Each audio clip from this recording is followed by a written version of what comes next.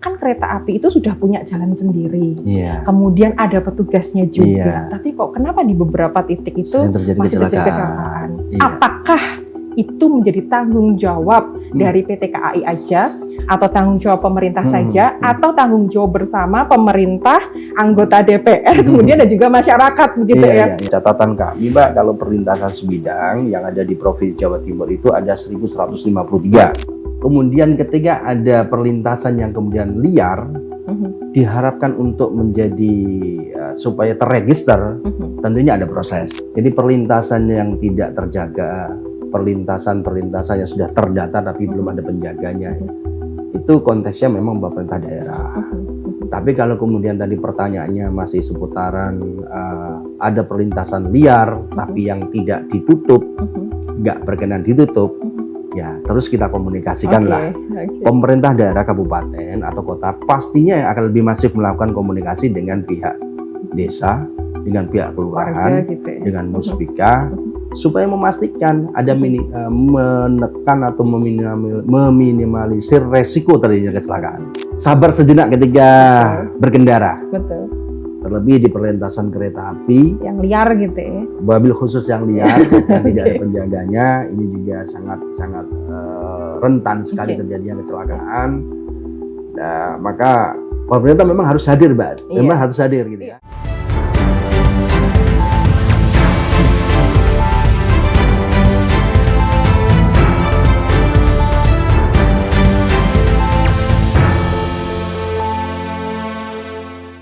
Assalamualaikum warahmatullahi wabarakatuh. Selamat datang di ABTV in Podcast.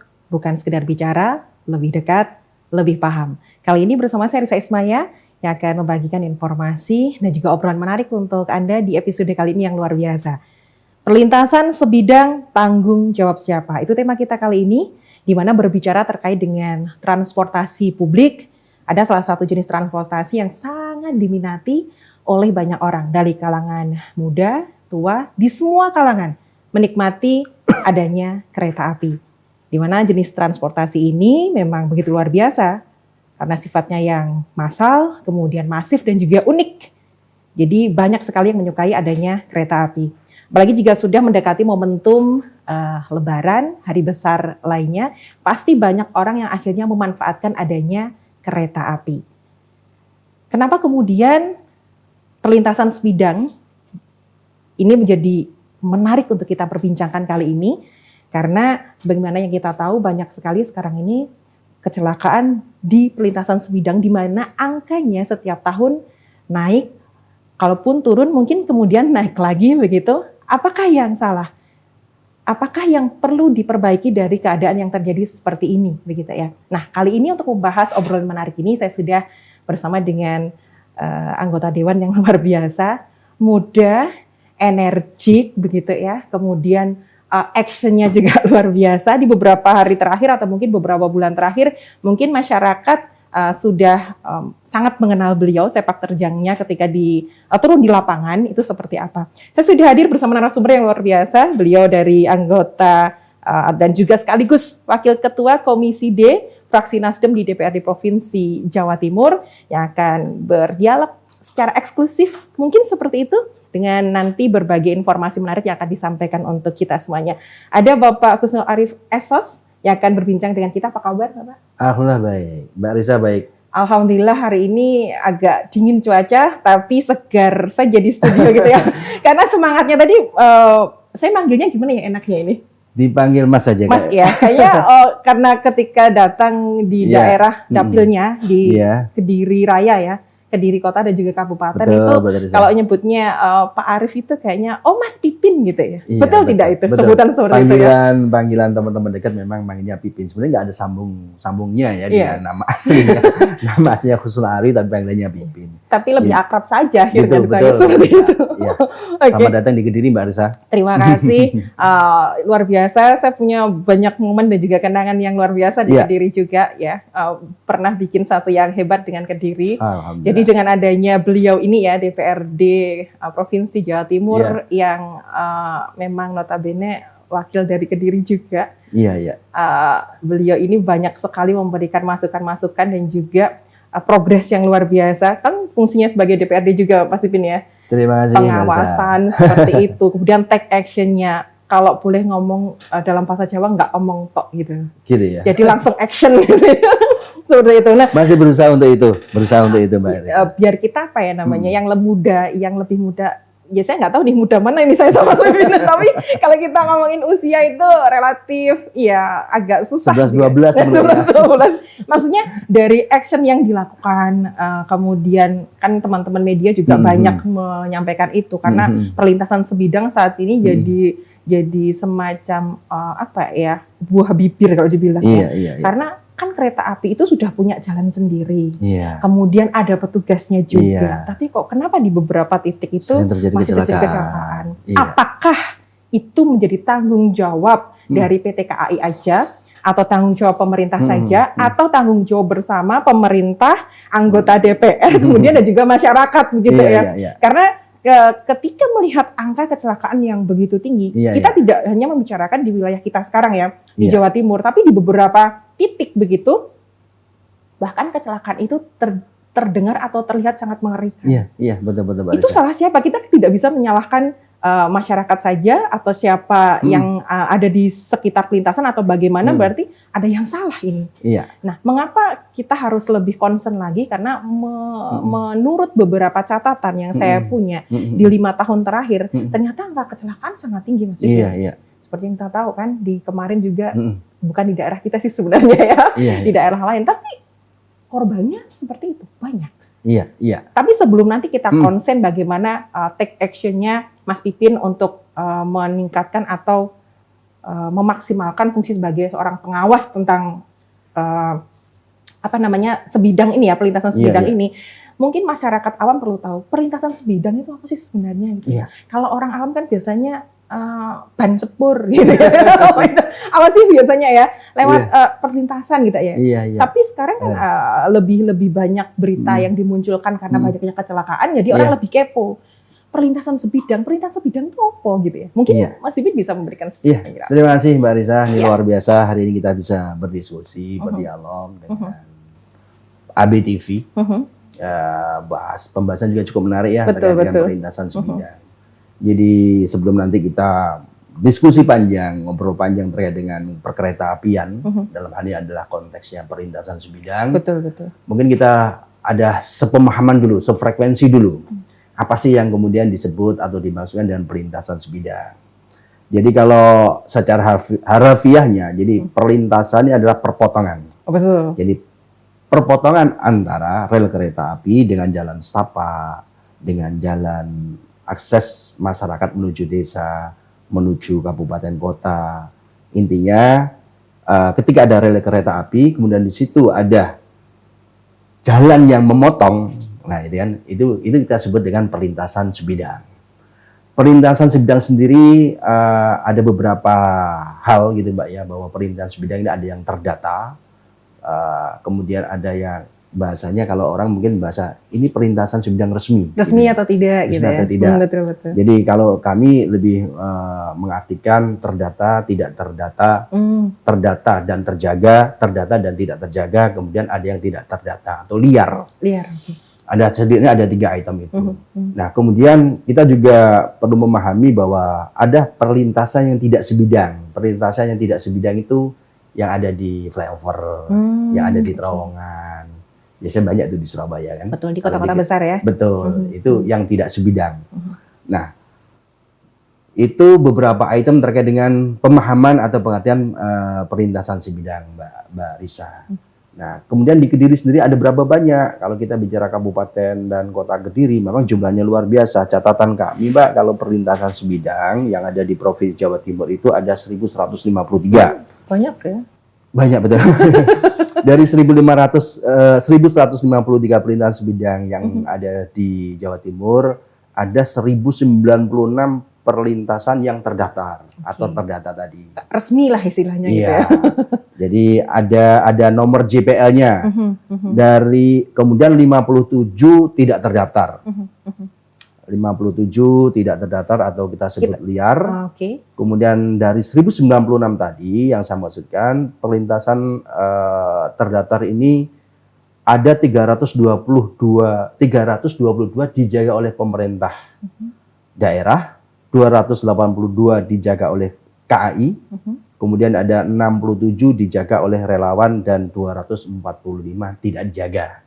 Oke, tanpa penjagaan gitu ya? Iya. Nah, pada perlintasan tidak terdaftar atau liar, kita rekomendasikan memang harus ditutup. Harus ditutup, tidak beroperasi. Meskipun prakteknya Mbak Risa, ada penolakan pastinya. Betul. Terutama dari warga sekitar gitu ya. Betul, ini adalah akses atau jalan menuju penghubung satu desa ke desa lain. Akses penghubung dari satu daerah menuju pasar, menuju titik keramaian, menuju tempat usaha, menuju persawahan dan seterusnya.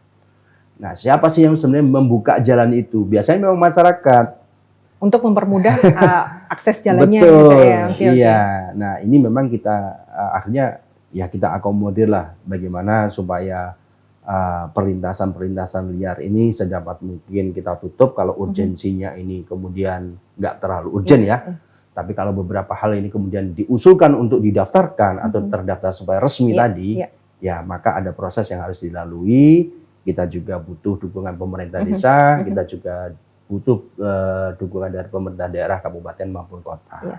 Ketika ada perlintasan yang tadi disampaikan liar itu pastinya tidak dikelola oleh pemerintah ya untuk liar itu, tidak dikelola oleh KAI juga. Betul. Gitu ya. Iya. Jadi itu kalau misalkan ada urgensinya tadi yang disampaikan Mas Pipin begitu ya, memang sangat urgent nih, jalan ini memang dibutuhkan masyarakat untuk akses lebih cepat, lebih mudah, terutama mungkin untuk misalkan ada yang sakit dan lain sebagainya, itu untuk jalan yang akses paling cepat sini nih, seperti itu. Apakah nanti ketika itu bukan dipaksa apa namanya, diharuskan untuk ternyata harus dibuat perlintasan gitu ya, sebidang, itu prosesnya apakah memakan waktu yang lama dan apakah ribet begitu, atau ada komunikasi antara masyarakat atau warga sekitar dengan pihak pemerintah atau KAI atau bagaimana itu? Ya, jadi lebih tepatnya gini Mbak, sebenarnya ketika kita bicara perlintasan yang terdaftar, ini memang akses yang dibuka lah. Betul. Kadang kita pertanyaan adalah duluan keretanya atau duluan jalannya kan begitu kan, itu jadi problem. Tapi prinsip begini Mbak Risa, bahwa seluruh data yang tadi saya sebut 1153 yang ada di Jawa Timur itu adalah yang kemudian terdatabase dengan baik, terkomunikasi dengan baik. Kemudian ketika ada perlintasan yang kemudian liar, diharapkan untuk menjadi supaya terregister, tentunya ada proses. Tentunya ada proses, tentunya ada diskusi, karena sebenarnya rekomendasinya pasti tutup, gitu kan. Jadi kita optimalkan yang sudah terdaftar, tapi mungkin belum ada JPA-nya, penjaganya. Itu yang kemudian kita maksimalkan. Tujuannya apa, goalnya apa, bahwa keselamatan adalah utama dan terutama. Jangan sampai nanti ada banyak perlintasan yang liar dan akhirnya dampaknya itu luar biasa, ada kecelakaan yang kemudian berakibat fatal. Betul. Jadi kan kenapa? Ketika satu orang kecelakaan, ngapunten, ketika itu bapak-bapak mungkin ada anak istri yang kemudian ditinggalkan, kemudian kalau ibu-ibu ada anak, dan semuanya ini rentetannya banyak. Jadi kerugiannya tidak hanya bicara material, immaterial juga pasti banyak setiap kecelakaan itu Mbak Risa. Berarti komunikasi yang terjalin antara warga masyarakat yang ada di sana, di sekitar perlintasan sebidang yang tidak resmi tersebut, itu pasti akan dilakukan komunikasi dengan pemerintah begitu ya. Kemudian kalau misalkan masyarakat sudah kekeh begitu ya, ini harus tetap ada nih jalannya karena aksesnya penting sekali. Dan kemudian dari pemerintah sendiri, dari PT KAI sendiri, terus kemudian dari DPRD sendiri, menyikapinya seperti apa? Apakah akan terus diadakan komunikasi atau audiensi yang terus-menerus sampai ketemu titik temu, dibuka atau ditutup, atau bagaimana itu? Ya, nomenklaturnya Mbak Risa, bahwa perlintasan itu menjadi ranah atau tanggung jawabnya kabupaten kota. Kami ada di provinsi, ada titik-titik yang memang menjadi kewajibannya, dan itu sebenarnya sudah selesai. Jadi perlintasan yang tidak terjaga, perlintasan yang sudah terdata tapi belum ada penjaganya, itu konteksnya memang pemerintah daerah.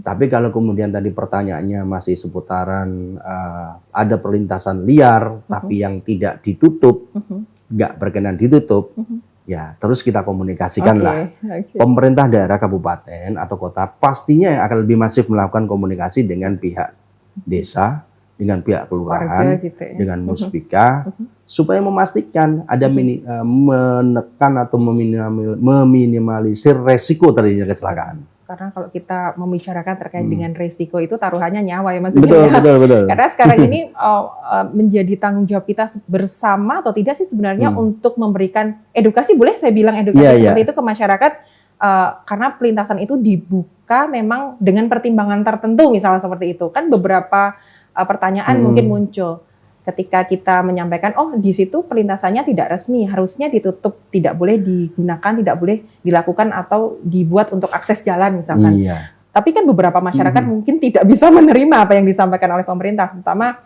dari pemerintah kabupaten atau kota, begitu ya. Iya. Tapi akhirnya apakah tadi solusi yang disampaikan adalah terus komunikasi? Apakah termasuk edukasi juga kepada masyarakat solusinya? Ya, tentunya Mbak Risa. Upaya-upaya untuk memastikan itu terus kita lakukan, dan kebetulan di beberapa hari yang lalu di Kediri kita juga lakukan sosialisasi. Kebetulan kita rekomendasikan ada support yang diberikan provinsi kepada pemerintah daerah Kabupaten Kediri, jadi hibah dalam bentuk pengadaan palang pintu dan pos jaga. Tahun ini ada 2 hibah dari provinsi pada Pemkab Kediri, yaitu di Desa Nyawangan, Kecamatan Ngadiluih, kemudian ada lagi di Desa Seketi, Kecamatan Keras. Bahwa perlintasan itu menghubungkan beberapa desa, khususnya Nyawangan itu setidaknya ada, Nyawangan ini berarti Keras, saya kebalik. Keras. Nyawangan Keras ya, kalau Seketi yang Ngadiluih. Nyawangan ini berarti menghubungkan Desa Nyawangan, Desa Purwodadi, Desa Jambean, kemudian ada beberapa desa yang memang aksesnya lewat situ. Nah ini yang kemudian support, salah satu bentuk supportnya pemerintah provinsi dalam memastikan menekan angka kecelakaan. Kemudian juga di Desa Seketi, Kecamatan Ngadiluih, yang insya Allah juga dalam waktu dekat ini akan kita launching juga, kita resmikan juga pos jaga sekaligus palang pintu perlintasan kereta api. Di situ kita tidak hanya kemudian meresmikan, tapi kita mengundang tokoh masyarakat, kita mengundang perangkat desa, kemudian kita mengundang pihak swasta yang sering melintasi rel kereta api tersebut, kemudian kita undang juga jajaran muspika dan pelaku usaha. Sosialisasi itu kita lakukan. Harus dan terus ya itu dilakukan. Iya, betul Mbak Risa. Untuk komunikasi yang bagus ya masyarakat biar lebih paham. Kalau tadi ada penambahan perlintasan sebidang, berarti ada penambahan anggaran. Karena kalau membuat sesuatu itu pasti anggarannya ada penambahan, berarti ada penambahan anggaran juga. Ini kalau misalkan tanggapannya ini terkait dengan penambahan anggaran untuk perlintasan sebidang seperti apa, Mas Yevin? Kalau di tahun 2025 Kabupaten Kediri memang alhamdulillah kita teralokasi 2 titik dari sekitar ada 42 titik di Jawa Timur. Ada 42-an. Memang ada skala prioritas, Mbak. Skala prioritas penempatan palang pintu dan pos jaga ini kepada perlintasan sebidang yang double track. Jadi double track ini dua jalur. Oh, 2 jalur kereta api. Iya. Oke. Biasa kalau di sini lewat mungkin sudah agak tenang, dipikirnya sudah kosong, ternyata yang ada dari kereta sana lagi balik gitu kan. Itu prioritasnya yang menjadi prioritas untuk dipercepat. Nah, kalau bicara anggaran tadi secara proporsional, jadi Dinas Perhubungan ini tidak hanya handling moda transportasi kereta api, tapi di Jawa Timur kita ada Transjatim, di Jawa Timur juga ada beberapa hal yang katanya dengan terminal yang harus juga memerlukan penganggaran, kemudian pengoperasian bandara Abdurrahman Saleh dan seterusnya, kemudian kita bicara pelabuhan, kita bicara translaut dan semuanya banyak, Mbak. Itu dilakukan secara proporsional sesuai dengan urgensinya, sesuai dengan prioritasnya. Kalau bicara penambahan, harapannya sebenarnya ditambah.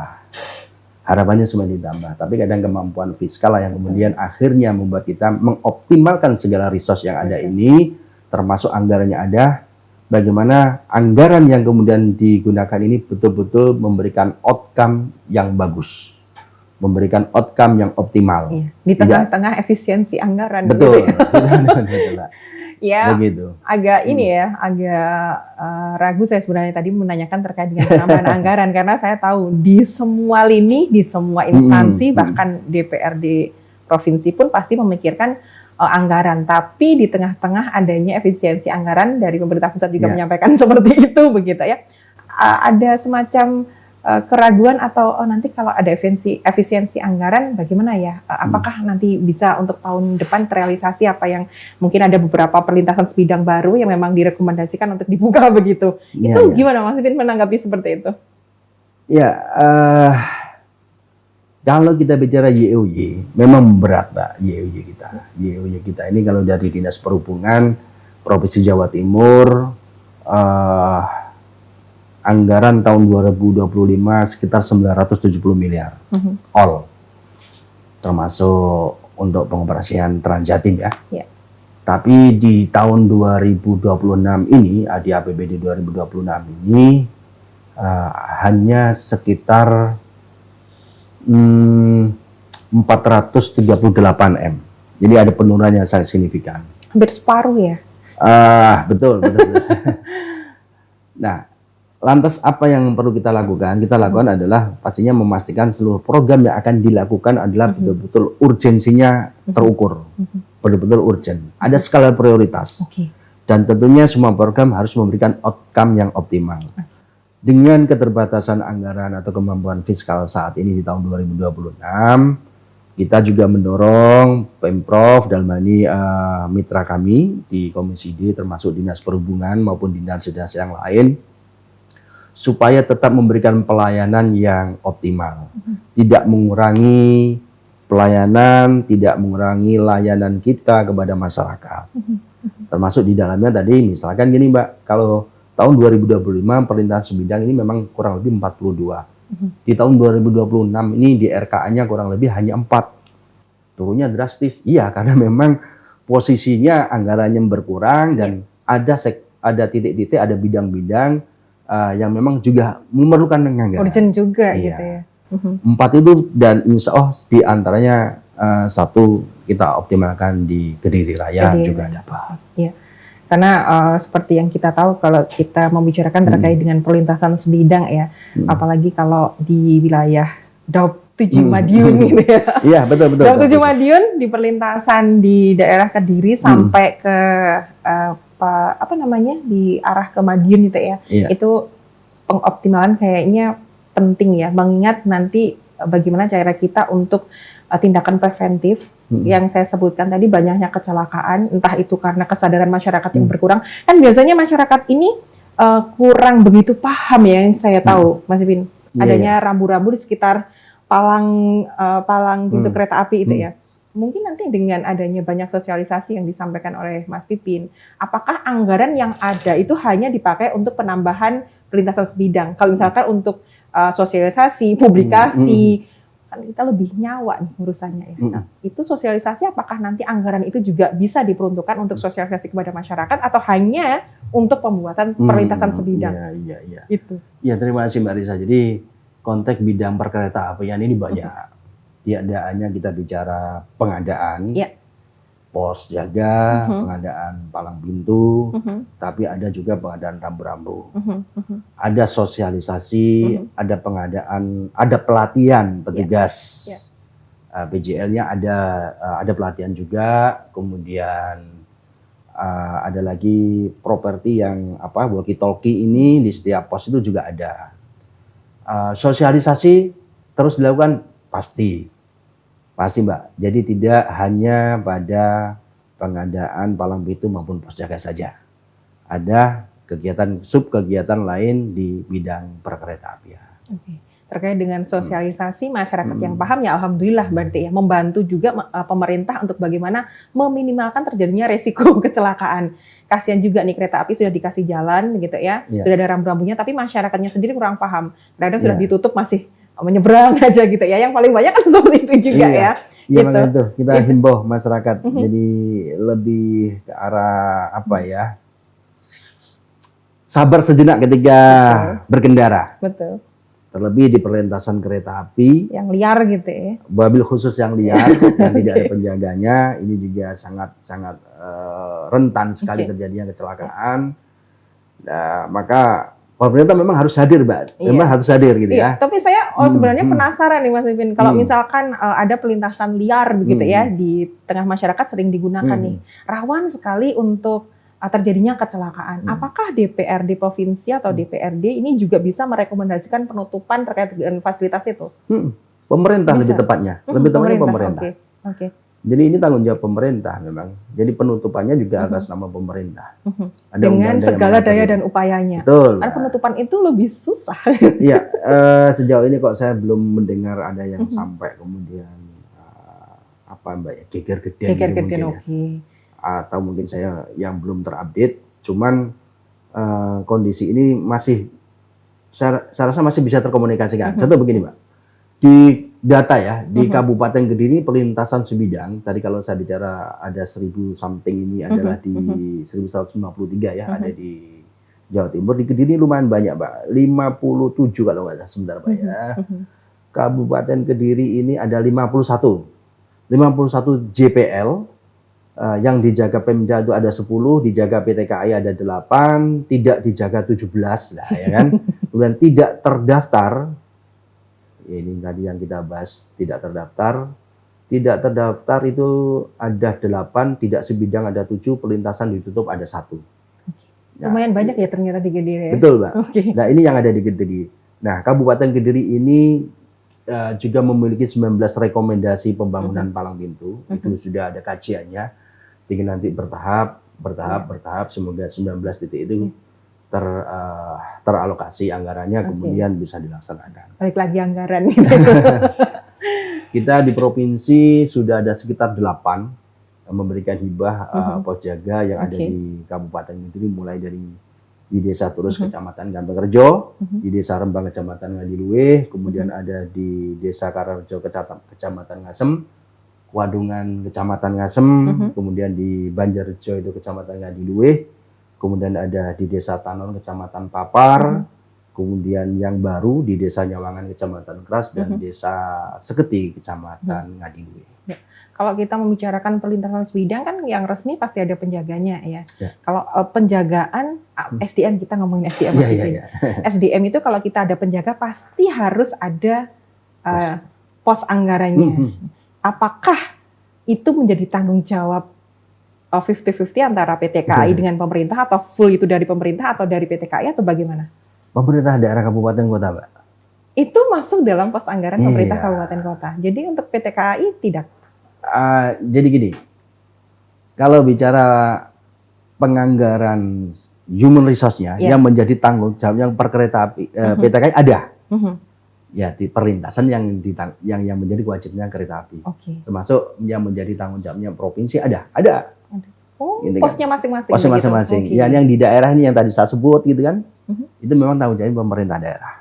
Pemda jadi tanggung jawabnya terkait dengan SDM yang ada di situ. Betul, penganggarannya di situ. Jadi posnya masing-masing ya. Untuk dari PT KAI ada, berarti tanggung jawab bersama ini. Betul. Untuk penganggaran. Sekali lagi. Memang agak berat, Mbak Risa. Jadi contoh ketika ini nanti sudah beroperasi perlintasan kereta api yang ada di Nyawangan maupun di Desa Seketi itu, setidaknya itu idealnya kan harus ada 4 orang, ada 4 shift. Dan itu ada penganggaran yang disiapkan oleh pemerintah daerah melalui APBD. Nah, tambahan-tambahan inilah yang kemudian ada potensi tidak bisa atau agak susah lah ya. Maka kami mendorong pemerintah daerah, pemerintah desa juga berkomunikasi untuk berkolaborasi, bersinergi dengan pihak swasta. Pihak swasta yang sering menggunakan jalur perlintasan itu. Sering kendaraan operasionalnya maupun kendaraan pribadinya melewati perlintasan sebidang tersebut. Supaya CSR-nya diantaranya adalah untuk SDM. konteksnya gimana? Boleh itu nanti dibicarakan dengan pemerintah desa, ada swakelola misalkan. Jadi CSR masuk ke situ untuk digunakan memberikan pembiayaan atau honor kepada penjaga. Itu akan mempermudah pemerintah juga. Jadi harus gotong royong, tidak kemudian ini menjadi kewajibannya pemerintah daerah toh. Nah, sementara yang lewat mondar-mandir situ karena ini kepentingan pihak swasta juga, maka harapannya CSR-nya juga diantaranya bisa dialihkan untuk itu. Oke. Saya pengen tahu tanggapan Mas Pipin terkait misalkan ada perlintasan begitu ya, tidak resmi, liar, tapi sangat safety. Karena ada SDM di situ yang mungkin tidak rutin untuk diberikan gaji lah istilahnya seperti itu, tapi beberapa pihak termasuk desa, kemudian dari pihak yang tadi mungkin ada perusahaan yang mengalokasikan anggaran CSR-nya untuk itu rutin memenuhi kewajibannya untuk memberikan gaji atau uang lelah istilahnya untuk penjaga. Itu tanggapannya Mas Pipin gimana?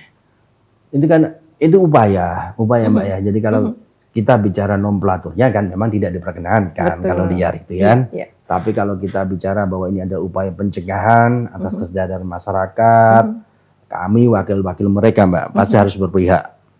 Kami pastinya akan mendukung dan mendorong ketika itu dipastikan aman. Ketika dipastikan aman, harus aman. Kemudian komunikasinya juga tidak kepada pemerintah desa saja, tapi juga tersampaikan kepada Muspika, jajaran Muspika. Ada pihak-pihak dari kepolisian juga memastikan itu. Seberapa penting dan seberapa aman, ini harus dijaga, pasti hanya itu. Harus ada komunikasi dengan stakeholder terkait gitu ya. Jadi apa ya Mbak ya, karena nomenklaturnya memang tidak diperkenankan gitu kalau liar itu. Kalau kemudian fenomenanya ini memang urgent dan harus dilakukan, tetap berjalan, ya, kami tetap mendorong bahwa itu nantinya menjadi terdaftar gitu kan. Tapi harus ada komunikasi nih ya dengan pemerintah daerah terutama Muspika tadi, kemudian langsung berkomunikasi dengan anggota dewan yang mungkin sering terjun ke lapangan. Biasanya kan Mas Pipin ini ya kalau bahasa Jawanya tuh ujuk-ujuk gitu ya, tiba-tiba datang ke tempat di mana melakukan fungsi pengawasan tadi ya, ini itu sudah dibangun, kemudian nanti untuk praktiknya seperti apa kan pasti akan terus dimonitor istilahnya seperti itu. Berjalan tidak dengan keinginannya atau fungsinya, misalkan seperti itu. Kalau saya lihat di Kediri ini, memang yang tadi disampaikan ini luar biasa fungsi pengawasannya, mulai kalau kita lihat di Daup 7 Madiun tadi kereta mondar-mandir, kemudian untuk SDM-nya juga luar biasa terjaga. Kasus tertinggi kecelakaan untuk kereta api pun tidak di wilayah kita sini kan, alhamdulillahnya seperti itu. Berarti sinerginya bagus antara KAI, kemudian anggota dewan juga, kemudian pemerintah daerah juga seperti itu. Insya Allah begitu Mbak. Jadi kalau kita mengacu di Jawa Timur aja lah ya. Di 2019 sampai 2022 trennya memang meningkat. 2022 ke 2023, 2024 sampai 2025, alhamdulillah trennya menurun. Betul, itu yang saya trennya menurun. Jadi ini adalah upaya kita bersama. Pemprov hadir, Pemkab, Pemkot juga hadir, masyarakat juga hadir untuk sama-sama menjalankan perannya masing-masing. Betul. Memastikan bahwa kecelakaan itu minim gitu kan. Di antaranya adalah menyadarkan masyarakat lah.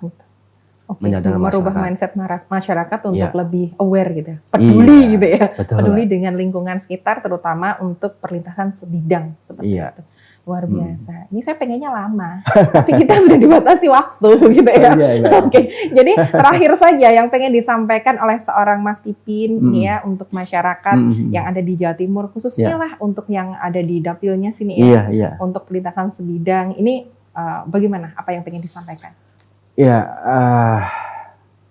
Warga masyarakat Kabupaten dan Kota Kediri khususnya yang ada di Dapil 8, di mana panjenengan-panjenengan yang lokasinya atau aktivitasnya sering lalu lalang menggunakan jalur perlintasan sebidang, mulai dari pekerjaan, kemudian melakukan aktivitas rutin yang lainnya, tentunya kami berharap dan menghimbau kepada panjenengan semua untuk lebih arif dan bijak ketika berkendara, ketika berada di jalan raya, ketika melewati perlintasan sebidang. Lebih sabar sedikit saja, insya Allah akan memastikan adanya keselamatan dalam berkendara. Pemprov, Pemkab, Pemkot saya yakin juga aware dan tetap menjalankan fungsinya masing-masing dengan segala keterbatasan kemampuan fiskalnya. Kami akan berusaha penuh untuk meningkatkan keselamatan dengan sosialisasi, dengan penambahan palang pintu, dengan penambahan pos jaga, dan seterusnya. Gitu Mbak Risa. Oke, luar biasa. Terima kasih Mas Pipin. Yang pasti Sama-sama, untuk Mbak Risa. kebersamaan kita mungkin nanti akan ada topik-topik lain yang lebih menarik. Insya Allah.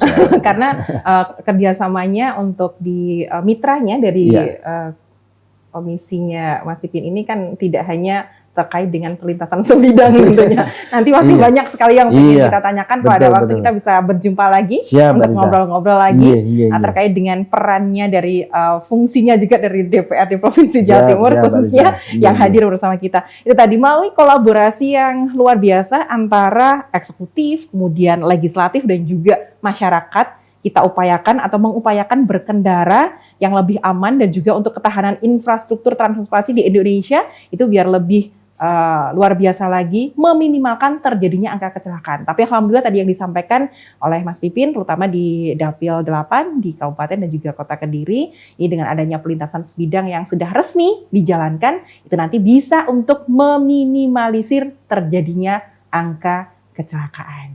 Untuk ABTV in Podcast kali ini saya tutup. Terima kasih untuk kebersamaannya. Wassalamualaikum warahmatullahi wabarakatuh. Waalaikumsalam.